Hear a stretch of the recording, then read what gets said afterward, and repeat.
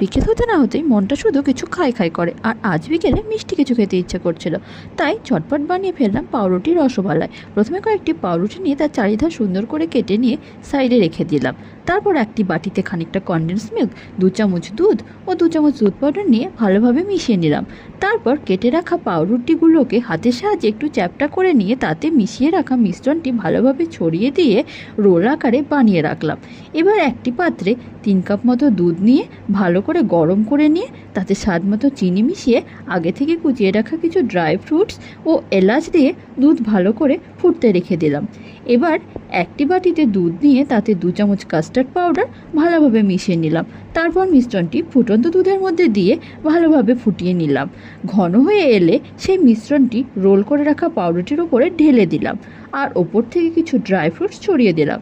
দেখো দেখতে কেমন সুন্দর হয়েছে। দেখতে যেমন সুন্দর, খেতেও ঠিক তেমনই সুন্দর হয়েছে। ভীষণ নরম ও সুস্বাদু। মিষ্টির দোকানে তৈরি রসমালাই থেকে স্বাদে কোনো অংশে কম না।